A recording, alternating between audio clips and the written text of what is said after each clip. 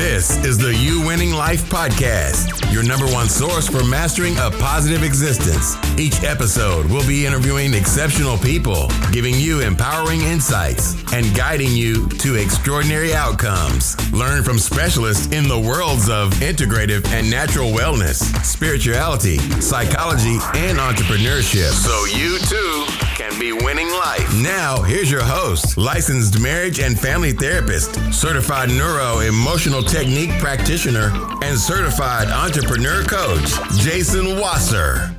So welcome back to the You Winning Life podcast. I'm Jason Wasser. I'm here with Billy Planer, who I've known since I was in high school. He was a youth director for the youth group that I grew up in, but he was in Atlanta, Georgia. I was here in South Florida. And over the years, he created this insanely awesome business called Etgar 36. And it's a civil rights trip that started off for teenagers. And then within a year of being in business, the demand for this trip for adults and other people in the community started happening for him. So within a year, the business that he started to create had this much bigger plan and possibility to happen. Yeah. So today we're going to talk a little bit about politics and civil rights and education and working with teenagers, how to pivot your business, especially now what's going on for him during the pandemic, how to take a business that was fully in person, traveling around the country, meeting people, civil rights activists, leaders, stuff like that, and then having to pivot his whole business to an online-based or distance-based business. So Billy, first of all, thank you for hanging out. It's great to be today. here. It is great to be here. One of the wonderful things is, when you work with young people, is watching y'all become who you become and still being engaged. So it's a thrill to be here. Thank you for having me. It's a blessing, and we talk about it in Jewish tradition. There's the phrase hakar tatel, right? To give gratitude to the people who inspired us along the way. And I know that we've kept in touch. I mean, we're talking about I graduated in 1996 from high school. Right. So we're now, so it's a while. And as we've always, when we see each other over the years, right. it always is for me, no time has passed. So I'm really glad to be sharing your story with what you're doing, because I've been following everything you've been doing for years. And it's such a cool and unique niche. And I just got off a coaching call with someone who's a new therapist, and they're trying to figure out what their niche is. And I'm like, well, what problem are you uniquely positioned to solve? And they started telling me about their backstory, about what they're passionate about. I'm like, okay, well, how can you do that and sustain yourself and financially support yourself without going broke? Right. To help that, right? So I, in a way, it kind of sounds like you found an incredibly unique niche. Yeah. Because there was a program that was already very similar to yours, Sure. but you kind of, right? Sure. So let's talk a little bit, let's start there. Let's Sure. give people a context of that background. So, you can't dismiss the urgency of having an income and being able to do something that gets you excited to do. And I'd been doing this youth work, and that's how we crossed paths for at least 15 years at this point. And I was starting to feel like, I'm burning out here. And it was getting to the idea of, that's already jumping ahead. So at this point, I was in a panic because I knew I liked the concept of the youth work. I knew I liked the education piece. And, but I knew I needed a different venue. And so I distinctly remember sitting at home on the couch on a Friday. A friend had suggested to me at some point, make a list of everything that excites you. Don't read the list, just write on it for about 2 weeks. Don't refer back to anything. Don't try and make it make any sense. And after 2 weeks, I looked at it and I saw travel. I had been following the Grateful Dead around the country, and this, when Jerry Garcia passed, I sort of stopped because what I liked, I loved the shows, but I also liked the travel to different cities and exploring the cities during the day, and then I'd meet up with my friends at night at the shows. So I liked travel. I liked seeing what was unique in the cities. I had already been working with my youth group, taking them to a different city every year. So it was a loose idea of this already. I liked that a lot. And then I liked politics. I liked activism. I liked just being connected, the news, current events, and then tracing back to historical events. So I just put it all together and I was like, oh, this isn't such a leap. Take that weekend trip that I like and just how can I expand it? So on a Friday afternoon, I remember just sitting there, I pulled out a map, and I had been influenced too. I'd been reading books, and I read a book called The Magic Bus by Doug Brinkley, who took his students from Hofstra on a 5-week, 6-week trip around America. But his was more based on literature, but it was what's unique in the cities and tying things together. And I highly recommend this. I reach out to the people who influence you. And I wrote to him and said, I read your book. I created this program with my youth groups. I just want to thank you. And he wrote back, actually, and we are still in touch to this day. And so really, I don't recommend people reading that book. So you'll see how much I stole from him completely. Between that and West Wing is my whole summer trip right there. But yeah, just sitting there on the couch, putting it together and realizing I don't have to take a huge leap, but what would a trip around the country look like? And I knew I wanted the summer trip to be about history, politics, and activism. So I wanted them to meet with all sides of political issues. So for example, I was thinking, what's big with teenagers? This was 2002. So this is 4 years after Columbine. So I knew that guns were going to be an issue, guns in schools. So in Denver, I was able to meet up with a father whose son was killed at Columbine High School. He's a major gun control advocate because I saw on the news he was speaking, and I just Googled him. I mean, this is the other big lesson is everybody's like, how do you meet these people? What's the magic lesson? I wish I had a sexier story. I would just Google and write to people. And I think people like talking about their stories. So I'm giving them a platform. And then we meet with a lobbyist of the National Rifle Association so that they get a balanced approach to issues. And so it was taking a map of America. Where do I want to go in America? What makes sense logistically? What makes sense issue-wise?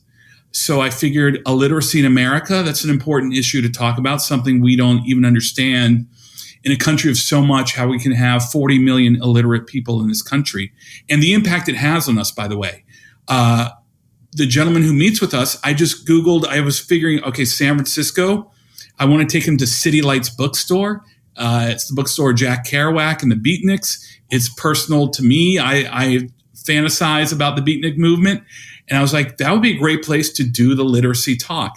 And I happened to find a gentleman who learned how to read when he was 44 years old. And now he runs a program called Project Read. Ironically, he's on the library staff. But, he met with us in the bookstore. And I was like, this is it. This is the ultimate. But how it connects to you is he was saying some of his friends who are illiterate worked in a control tower in an airport. I was like, well, that's being connected to people we don't even understand. Yeah. Or one of his friends worked in quality control in a pharmaceutical lab. I mean, it's hard to read those names of the medicine to begin with. He just counted letters and hoping he was putting the right pills. Wow. So it's all connected. And then he took it a step further. He said, I learned how to read. One person spent 1 hour a week teaching me how to read. I'm not trying to get to your wallet on the streets now. I have a job. I have respect. I have self-respect. And he turned to the teenagers and said, so it is about you. And I was like, this is it. This is powerful. So I guess back to your original point is your pivot doesn't have to be a huge just change. For some people, it is. But then to take the risk to start it, so I created it as a not-for-profit, it really came down to me. People are asking, but I'm scared of the risk. I'm scared of the risk. To me, it truly came down to the risk of staying where I was and doing what I was doing and feeling like I was dying a little bit each day was greater than the leap. Right. Yeah. And I totally understand that, because having worked in the communities, in the same type of programs you worked with, I remember there was a story that I always tell when people are like, well, how did you decide you wanted to go into business? Mm-hmm. And I remember one day, because when you're working in community nonprofits, there's a board and there's people that where you're getting paid for something that that you should be getting paid more for, and your heart and your soul is in it, and you don't want to and you have your relationships. But I remember one day I realized that the janitor and I Yeah. were getting treated exactly the same way by the staff. Yeah. And I'm easily replaceable by the board. Sorry. I knew that my value was there. I knew that what I was offering and what I was giving and what I was, that the connections I was having was building incredible relationships, but I was still immediately replaceable, and Sure. someone else would be put into my position. Right. That, right, as we know, that it's just interwoven community of bouncing around. One line, Jason, is you're only as good as your last program. That was always a philosophy I had in my mind. I do have to paint. I completely agree. I've heard horror story upon horror story. I was very fortunate. I was at places that treated me well.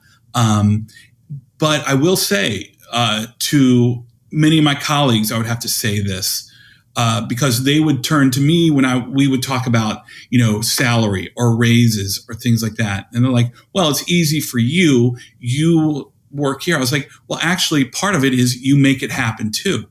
So while I get in the nonprofit world, you don't have complete control over how you are treated, how they look and value you. So I do want to sympathize with that. But I do want to put out there that some of it is how you let yourself be treated. So like I remember being in a youth director conference and we were talking about salary negotiations and all that. And I said, I walked in and expected a 10% raise.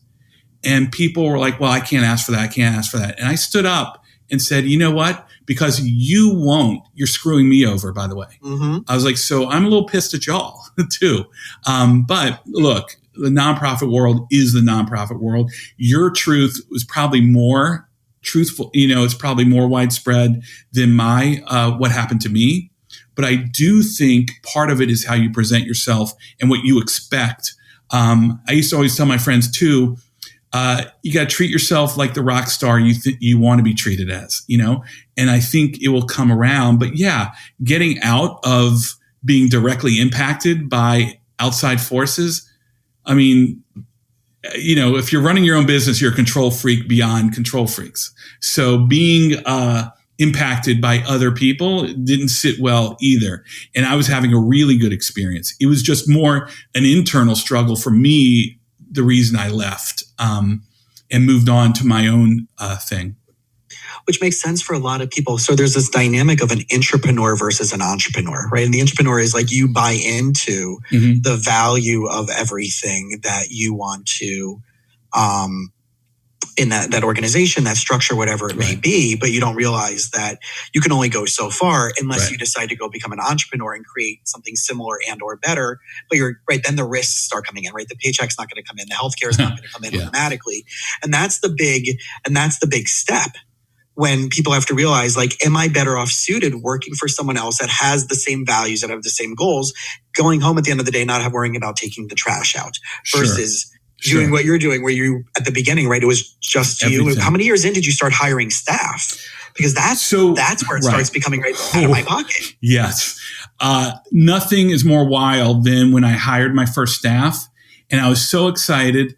And about 2 hours later, I was walking. We actually met in Chicago. I was in Chicago. I flew the person I was thinking of hiring to Chicago. We had in my head, I would always create this ongoing documentary in my head of like telling my narrative as it's happening. I'm like, well, this will be known as the Great Chicago Meetup and really, really pivotal. Once again, making myself the rock star that I wanted to be. I hired him. I was so excited. He left and I was walking around Chicago, and about an hour, 2 hours later, all of a sudden I got the most sick feeling in my stomach. I'm like, he is married. And all of a sudden he trusts me more than I believe in myself right now. I can't screw up now. If I screwed up before, it was just me, and I would figure that out, and I couldn't blame anybody else. But this person's putting their life and somebody else's life in my hands. But you can't underestimate having your back up against the wall to have to make it. So Like, for example, I was just speaking to somebody the other day. When I was creating this in 2002, entrepreneurship, especially in the nonprofit world, was not a big thing. It was not being funded the way it is now. It is not being accepted or valued the way it is now.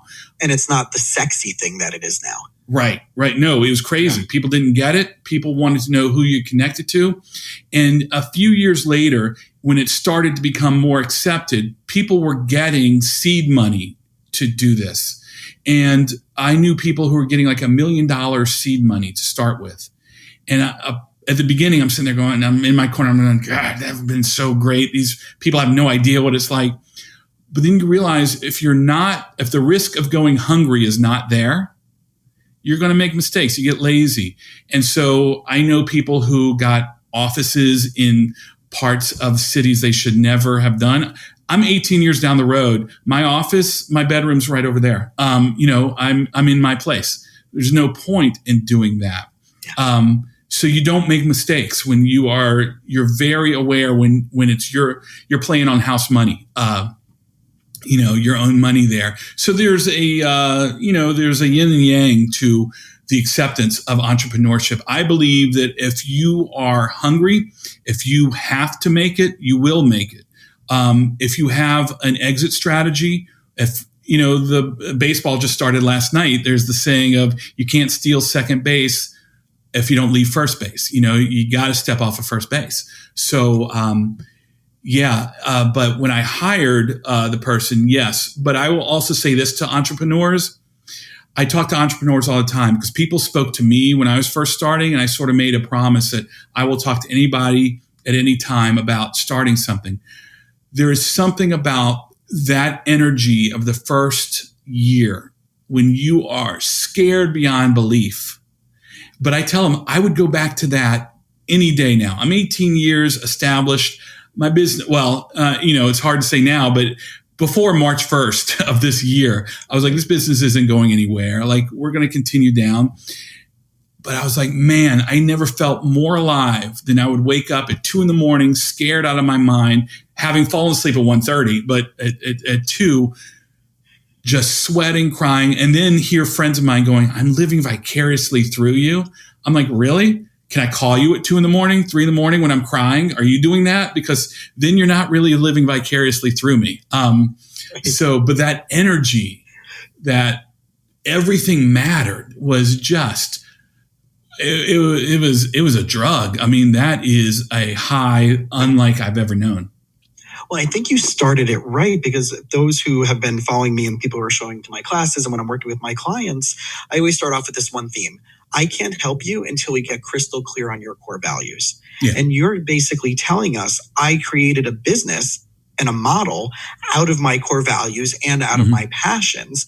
And I know that there's one thing that I've kind of heard through the grapevine, that there's a music passion that you have.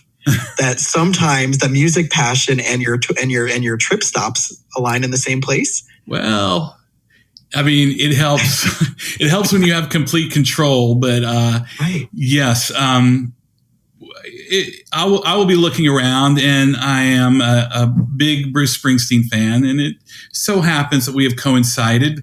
The first year was just naturally. I mean, I got to tell you, that first summer, the amount of adrenaline that was used for 36 days was unbelievable.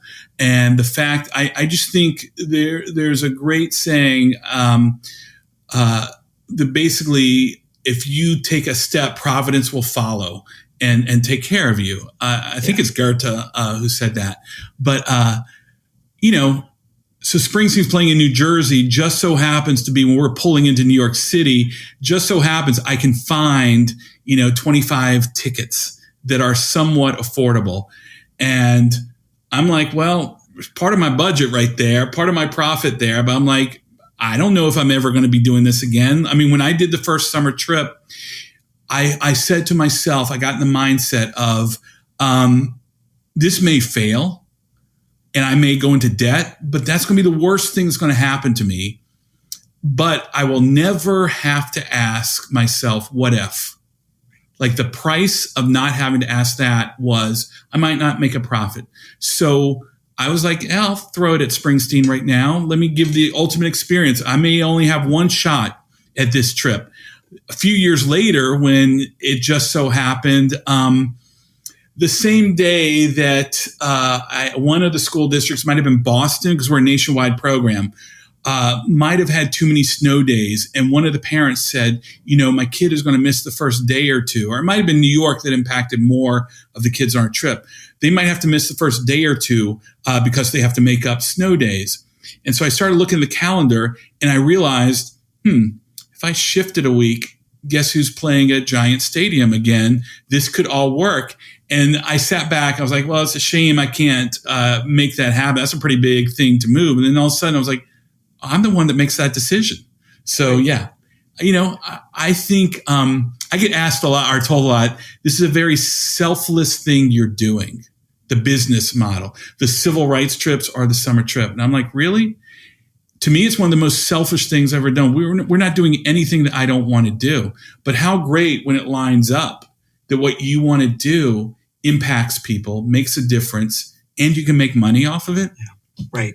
Well, that's self-full, right? This idea of it's a selfish idea. Right. Is like, I always talk about this, that ish, right? The suffix ish is kind of like half in, right? Yeah. It's ish, right? So you're not being selfish. You're being self-fulfilled. Yeah. That you're aligning all of your passions, all of your core values. You're being around people you want to be around, and you're doing things that you want to do, and you're bringing people along with that journey that are willing to do that.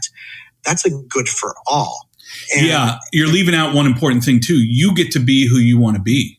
Yeah. I'm the best version of myself on the bus, on the road, and you step into that person that you envisioned through the work you get to do. It's a great day.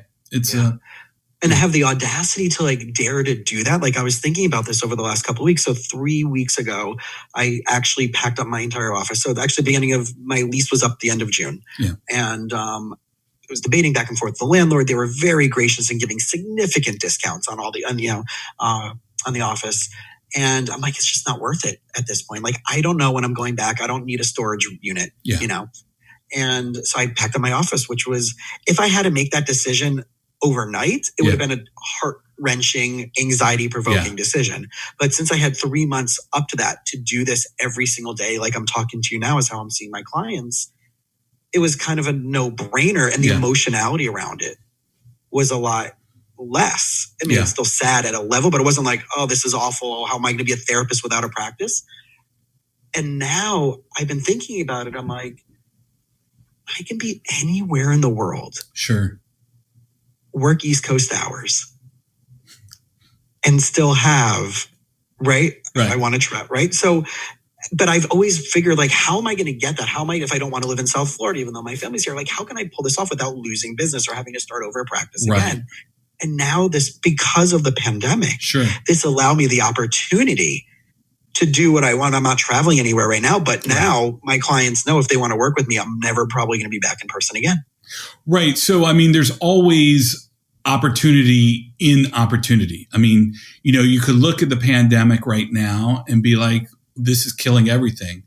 Yeah. But in any crisis, there's going to be opportunity.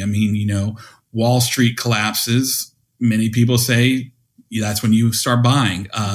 So there is, but I want to go back to another thought I had when you were speaking about this. This is a fundamental thing that took me a long time to really wrap my head around as an entrepreneur.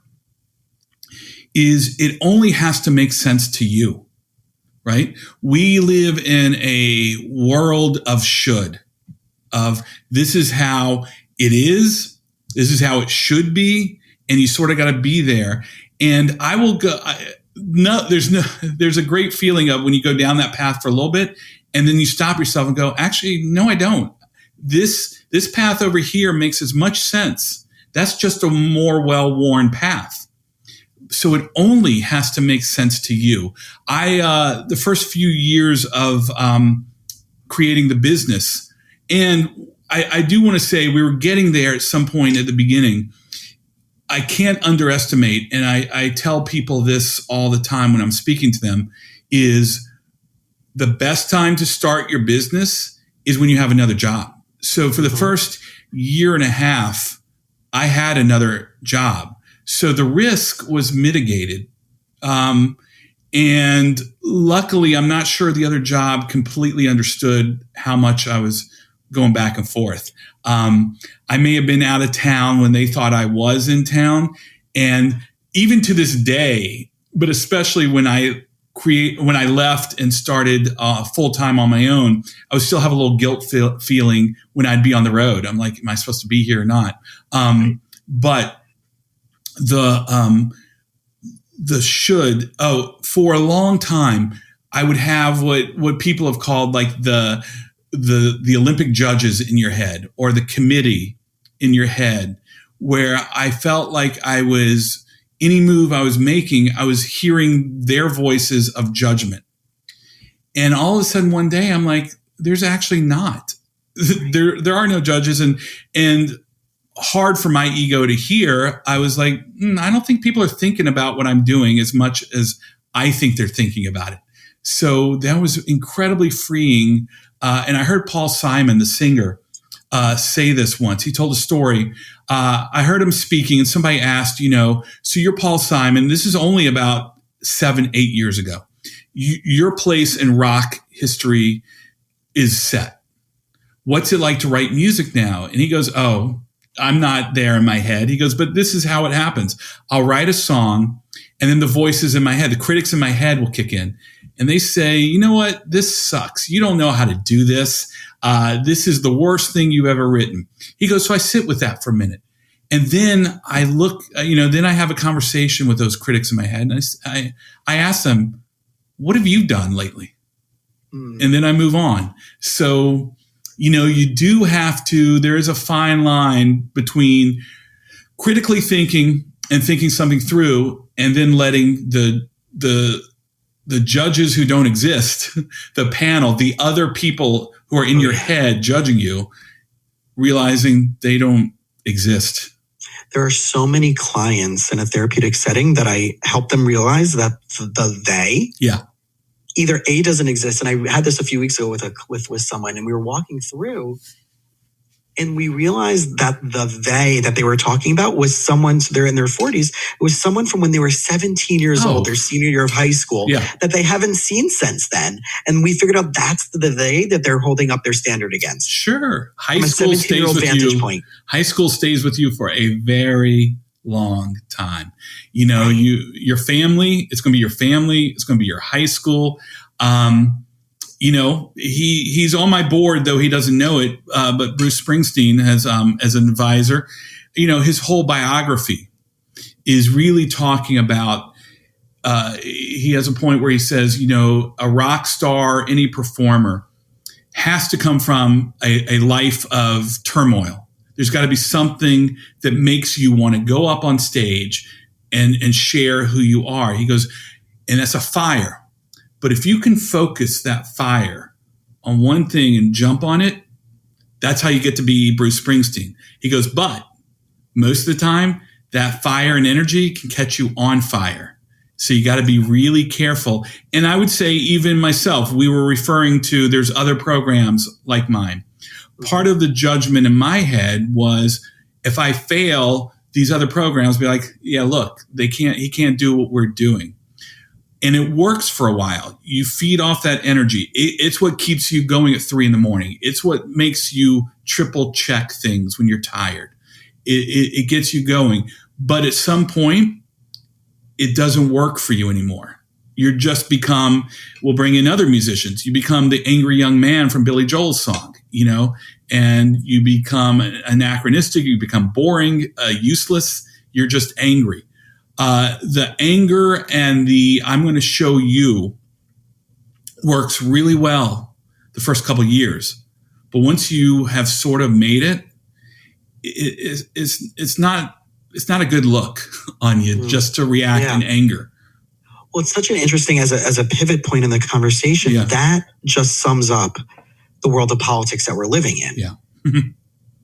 That there's anger and there's suffering and there's I'm more right and I'm going to prove it to you and I'm going to here to prove you wrong because I don't like your model. Yeah. But that again only goes so far versus what you've created in this program, which astonishes me, is that even though you may have your own personal biases, that you still are going out of your way to say, this is how we do it. This is, you have to sit and talk to the other side. Right.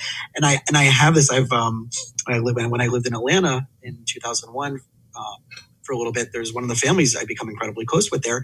They're on the other side of the political spectrum with me, but we always have intellectual conversations and they may throw their jabs in or whatever it is. Cause we love each other, but it's like, but at the end of the day, we can still talk about like, oh, I understand what you're saying. I'm starting from a different point and a different paradigm and a different perspective, but your system makes sense when you explain it from there. Now, I don't fundamentally agree with that, but it's logical, right? So let's talk a little bit about this because this is teenagers, right? And you started this just as the internet was really kicking in. Yeah, this was so 2003, Facebook, right? It was not Facebook yet, I don't think. Right. Yeah. So what was that like? Well, there was Facebook was just on campuses. It wasn't what we know it as now because it started off as a college campus program. Yeah, I was creating this on a Mac Classic still. I was working on a Mac Classic that I could pick up and take from my desk to home. With the clear back? Was that the one with the big... No, right before that. Wow. That was iMac, I think. But yeah, I could pick it up off my desk, take it home. I was like, this is portable. This is great. Somebody told me the other day, they're like, you actively seek uncomfortable conversations with your programming. And I was like, it was so obvious to me that I never really thought about that. But I'm like, yes. So the whole premise of the summer trip, of Etgar 36 summer trip, is to engage in the lost art of civil discourse. And so the first 4 days, the teenagers are on the civil rights journey: Atlanta, Montgomery, Birmingham, Memphis, Little Rock. And on that Thursday night, we're preparing them for their first meeting on Friday morning. They're going to meet with Pro-Life Texas.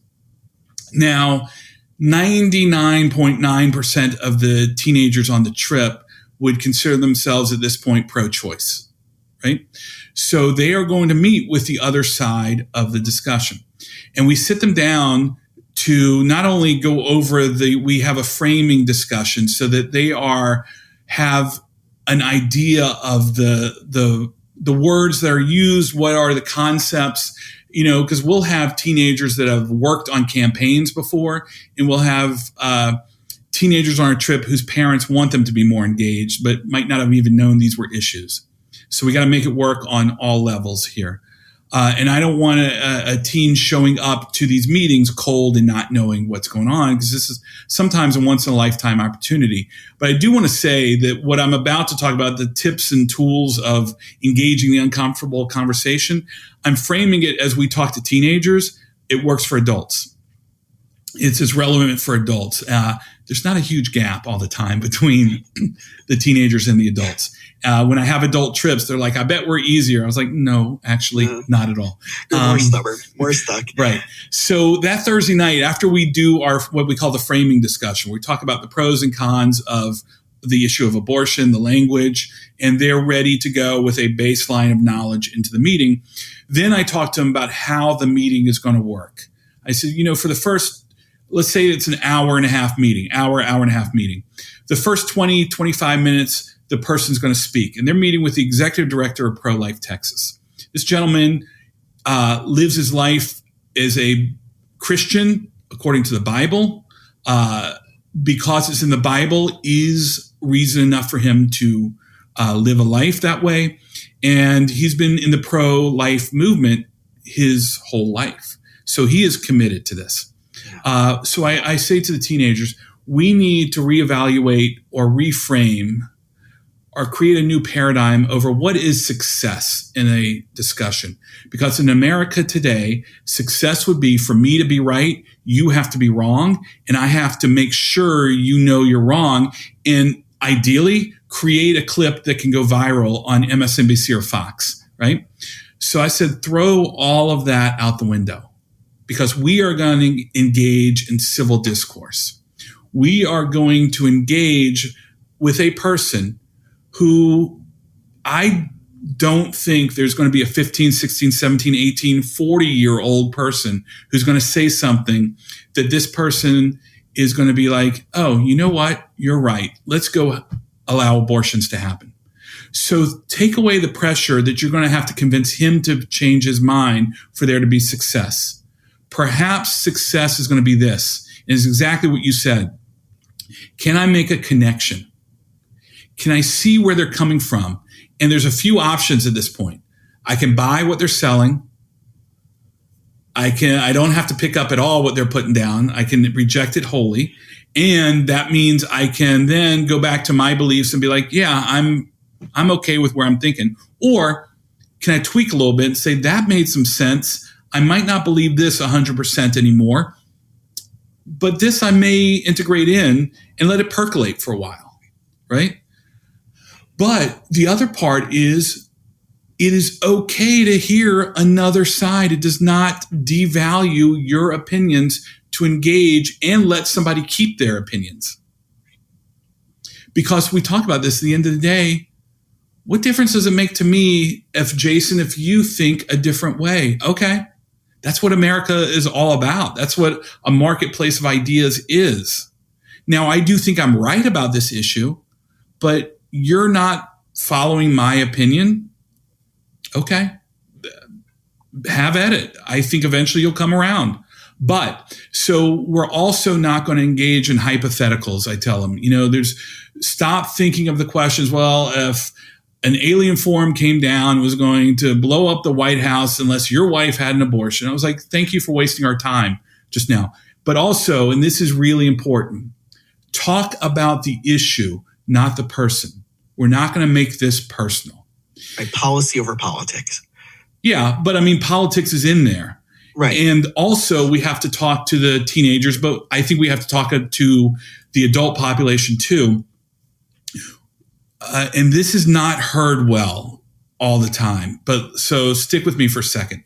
I tell them this is not a politically correct trip because I think PC speech, purity speech, eliminates discussion. It stifles debate because we're so scared about our words. We become so precious about our words. I tell them how you disagree. Well, let me back up. Disagreeing is not rude. How you disagree can be rude. So it's okay to disagree. It's okay at the end of the day to stand up and go, thanks for your time, but I'm not buying it. We're going to agree to disagree. I appreciate you for taking time. I learned some things. I learned things I'm not going to carry on with, but thank you. So that then all of a sudden it's a human connection. And can you hate that person? Or can it be, I just don't agree with his ideas? And so there's just a great story. One of the high tension meetings in our summer trip is with a gentleman named Jim, who he has worked his whole life, political life, leading up to the marriage equality fight. And he's anti-marriage equality. He led the campaign in Colorado against marriage equality. So this is a generational issue. He'll even admit his kids have no problem with marriage equality. The conservative right kids on our trip have no problem with marriage equality. And so he knows he's coming into a discussion, but he's also a professional speaker. He's a radio show host. He's done all of this, right? So I am throwing kids, and this is only a week, about 10 days into the trip. I'm throwing these kids in. And I will say, to the teens' credits, I have had openly gay kids on the trip who not one of them has asked not to go to the meeting, which in today's standard, it's huge. Yeah. It's huge. Wow. One we had to have a discussion with and said to me, I'm very uncomfortable with this. I'm like, you should be. He is going against who you are as a person. And she was like, I don't know if I can sit there. I was like, you need to sit there. I was like, but listen to this. You've got however many kids were on the trip. You have a community right here that has your back. You're friends with everybody, right? She said, yeah. I was like, so don't let him define you. You have a strong sense of who you are, right? So sit there. And she did. She actually even engaged in the question. I've had an openly gay young man ask his question by starting. This was powerful. He's like, "Hi, my name is David, and I am openly gay, and I appreciate that you don't hate me. And I have a question." And Jim's like, "I don't hate you. I just want to talk with you." And it was a powerful piece to be at, because people would argue maybe Jim does. I don't know. He doesn't present it as. But the powerful story was this. There was, at the end of one of his discussions, well, there's two actually powerful stories. At the end of one of his discussions, one of the participants raises her hand and said, "Jim, there is nothing I agree with you about. And actually, there's nothing about you I like." Now, that's already a little harsh of a statement there, but it slipped out. But Jim is also, I know Jim is a professional. I know he can defend himself. And Jim said to her, "Really? There's nothing about me you like?" And she looked him up and down. She goes, "Well, Jim, I like your shoes." And he said, "Okay, if I could buy these shoes and you like them, can I be completely horrible?" She goes, "No, you have good taste in shoes." He goes, "Great. Let's start our connection there." And then the other one is this. After one of the discussions, at the end of every day, we have what we call a wrap-up discussion. And we meet Jim in Colorado Springs, Colorado, which is also home to one of the most beautiful rock formations ever, the Garden of the Gods, the aptly titled Garden of the Gods. So I take them to Garden of the Gods. We climb up into the mountains and onto some of the rocks and have our debrief there, because I'm like, you guys need to exhale and take in all of this. And we're going around, and this had to be in 2008, 2009, I think. There was a young man, it got to his turn, and he said, this was a hard meeting for me. And I need to do something that I know I've needed to do, but haven't done. And he came out. He said, I am gay. Now, Jason, I'm 53. So back then, mid to late 40s, grew up in the 70s and 80s. So to me, I hear it and I'm like, wow, this is amazing. The even more amazing part is the next teenager looked at the kid and goes, "That's great. Here's what I thought of the day." Just kept going. And I wouldn't stop him and go, right. I'm like, did everybody hear what just happened? But, yeah. So, it's taking down the temperature. It's really trying to take down the temperature altogether. I just had a friend of mine from my business community that I've been involved in the last 3 years. Is a wonderful person. He's a successful business person. He's an incredible family man. I have such respect for him. And he started posting some stuff over the last, number of weeks on certain stuff going on. And I responded to them because he quoted something about Florida. And I responded, since I live here, and he talked about our county, Broward County. And I wrote back to him. I said, "I don't know where you're getting your information, but what you just posted was not true. Right. I actually have direct information from someone in the medical field in Broward County who, is very high up and who I very much respect." And then I wrote back a minute later. I said, "By the way, any further conversation coming from this post, I want to just put it out there first, how much I respect you as a human, as a dad, as a husband, and as a business owner. Yeah. Before we continue the next things." Yeah. Right? Yeah. And I haven't done that before because we've all gotten ourselves stuck in stupid Facebook posts because no one's ever won an argument on Facebook, right? Yeah. But I got pulled into it about a month and a half ago, 2 months ago, and I was just so stupid, and it ruined my entire day. Right. So I made the commitment, and I talk about this a lot in my classes and when I'm doing it with my clients. I'm like, you can pull yourself into a bad feeling place, and it's not the other person's fault about any issue that might be on the other side of the coin. Sure. And it's on you to be responsible for how you feel about that, not them. Facebook brings up a whole another ball of wax. I view Facebook, it's a tool. Look, I enjoy it. Anybody that tells me they're going to friend me on Facebook or send me a request, I'm like, I'm just warning you. This could get I tell all my friends, I get it if you drop me. I will get into it. I actively will post what I'm thinking. Yeah. And it's somebody said to me the other day, they're like, "I love the dance you do because I'm very clear what I think. And yet I run a program that's all about both sides. Yeah. So I think there's integrity that has to be there. I think that my friends on the right know that I will allow them to have the space to push back.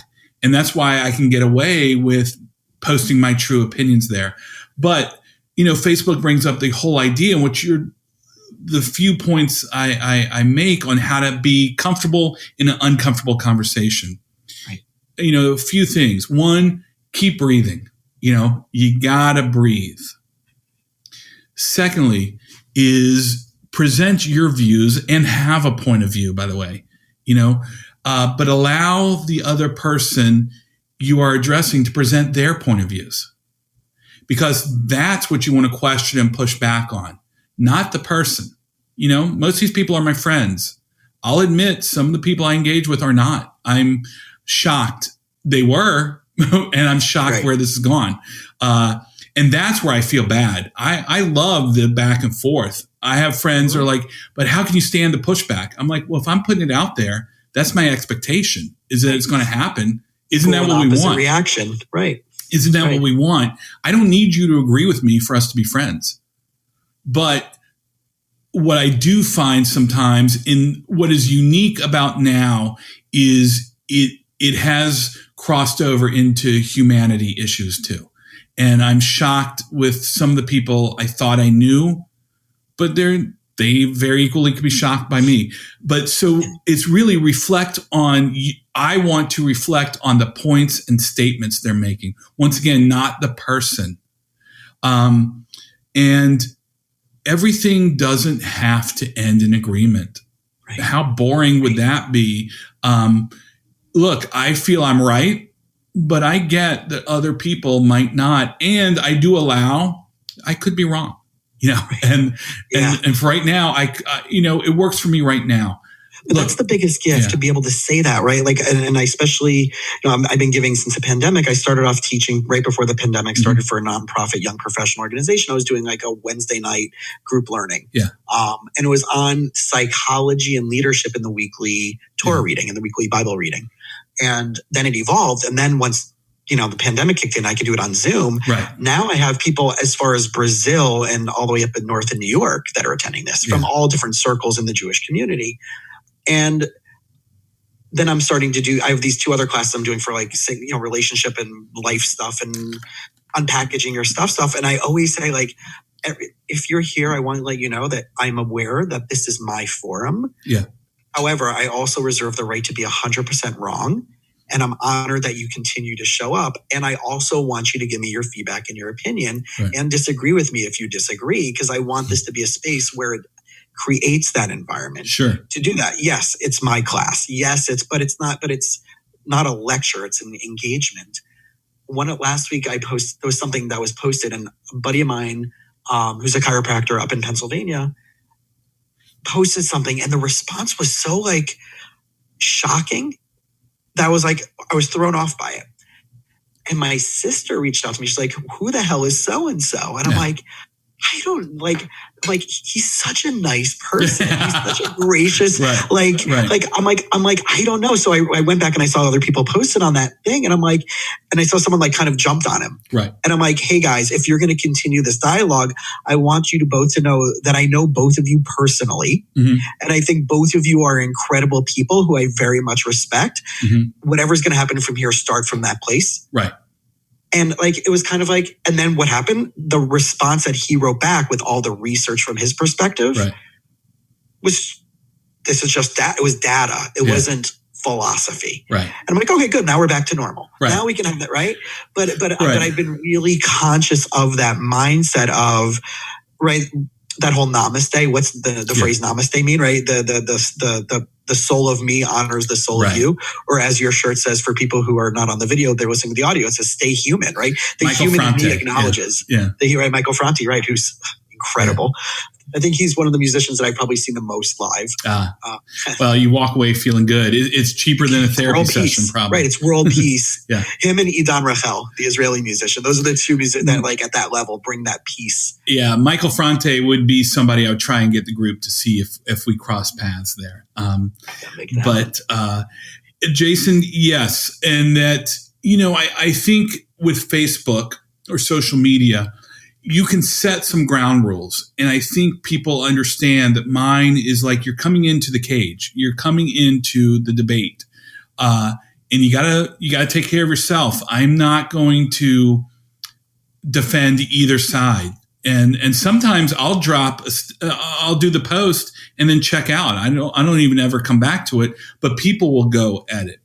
And, one of the things I like is that when my friends who disagree with me come into it, that I don't have to respond. I have other friends who think like I do respond. And I'm like, how powerful. They see other people think this too. They know I do. But also I tell all my friends, I was like, jump in.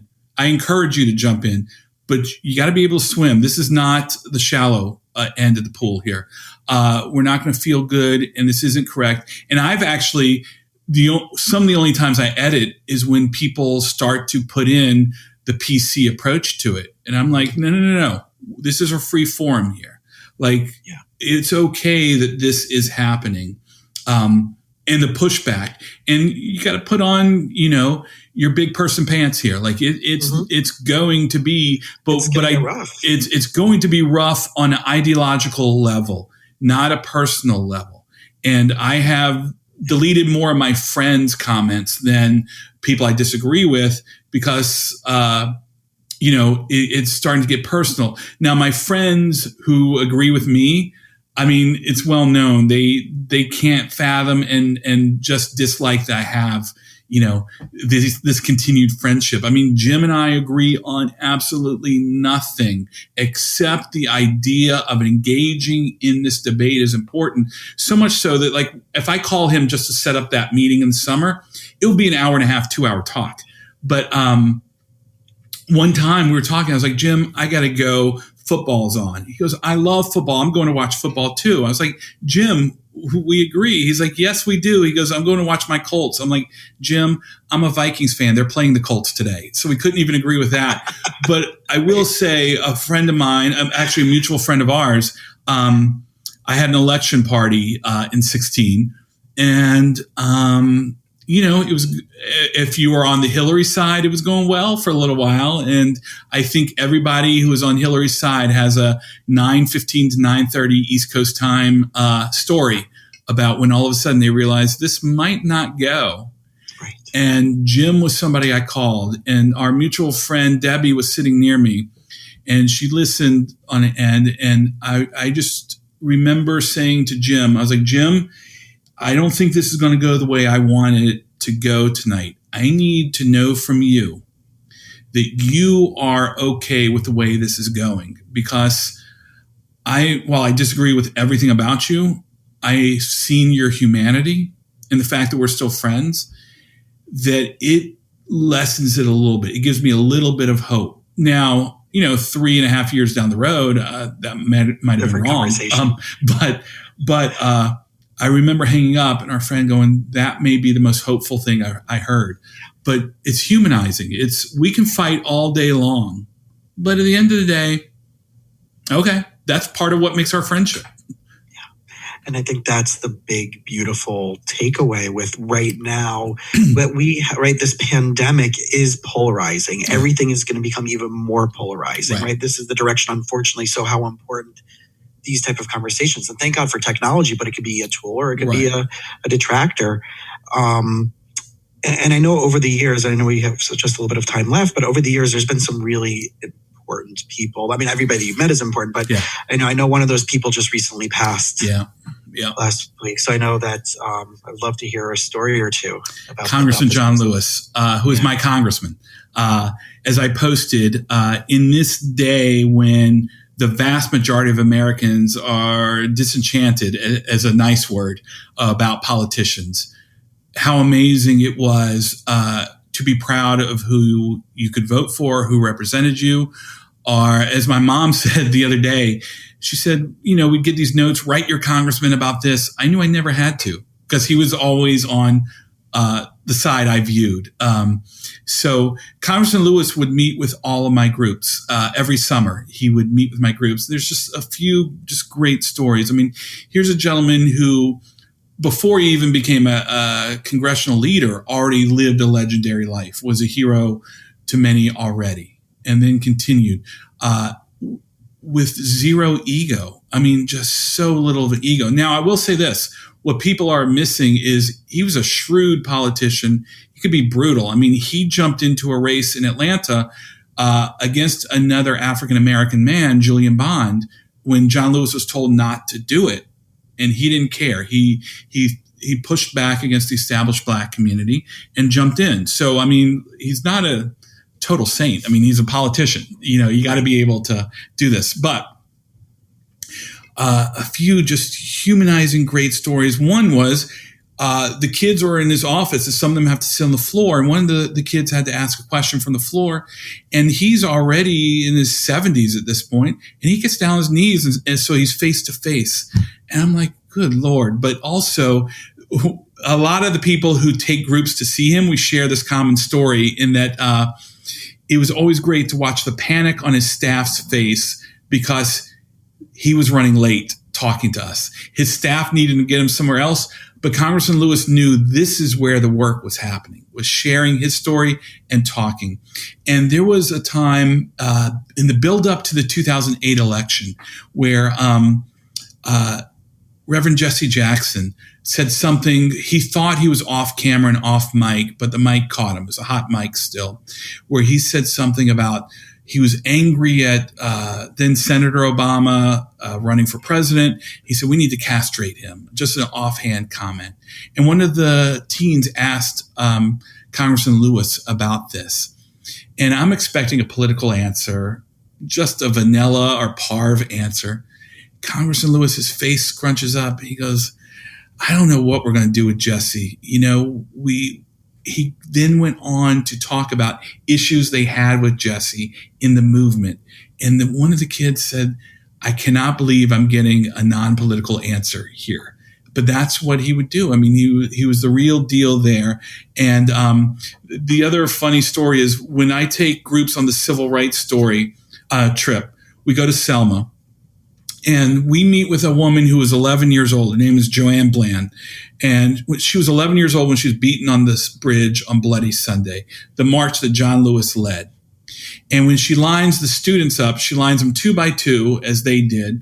And the two students in the front, she said, you're John Lewis and you're Hosea Williams, right? So this is on Saturday afternoon. On Sunday morning, we're back in Atlanta, and I take my groups to church services at Ebenezer Baptist Church, the home of Dr. King and the King family. And we get off the bus, and John Lewis is walking right by us. So he stops to say hello, and I immediately turn to the group, and I'm like, where's John Lewis? Who is John Lewis? And the kid raises his hand. I was like, John Lewis, meet John Lewis. And they just lost their mind. So he spoke to them for a little bit, and then they all walked into church together. But, you know, I think it was way harder than I thought. It hit me harder, and we knew he had cancer. I saw him like 2 weeks before he announced he had cancer. And I got to say, I mean, it's sort of embarrassing to say, but I mean, he had lost weight. He lost a lot of weight. He had not announced he had cancer. And I said, Congressman, you're looking good. He goes, well, I'm getting in fighting shape. Little I know, I thought he was meaning the election. He also could be meaning the cancer part. So it wasn't a shock, but boy, it hit me harder that he was still getting arrested at 80 years old. You know, I mean, just fighting the fight and realizing that everybody's fight is wrapped up, that we are all connected, which is one of the lessons I try and get across in this on our trips. There is no other, just another human being. And by the way, if we could stop otherizing people with our arguments, with our debates, and realizing I'm just talking to another human being. And if I have one more moment, it's going to be these small conversations that's going to do it. We often think it's got to be this big programming. If you're in the white community, it's can you do a Martin Luther King Day program with somebody in the black community? It's going to take much more than that, or else all this would have been solved, because those happen all the time. It's one-on-one conversations. Once again, take away the pressure of it being something huge and meaningful. It can be just talking to each other about something you have in common. See the shirt. You see this? It's a Michael Fronte shirt. I like Michael Fronte. I do too. How can we do this? Because in the 50s, this is how white teenagers crossed the barrier to the Black culture community, by listening to music and realizing Elvis is just playing Black music. All he's doing, and half the Black music community hates Elvis because he stole their music. Half love him. He elevated their music to the masses.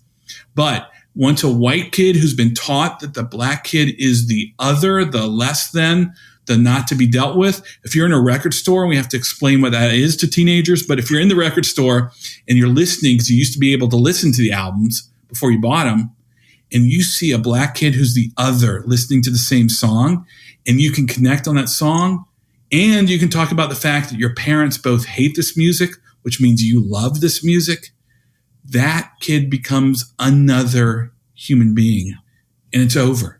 I mean, once you become another, how much harm can you do to each other? And so if we could just cool the temperature and realize we're in this together, that my humanity is tied up into yours and yours to mine, we can disagree, but we're not going to dehumanize each other. Oh, it's massive. It's massive. So I want people to get more information from you. So I know your website is etgar.org. Correct. etgar.org. Yeah. And obviously you can be found on Facebook. But for anybody out there who's interested in, once hopefully this pandemic is over, the teen trips will be back on, but you are still doing some activities, social distancing. Right. So we have pivoted in a few ways.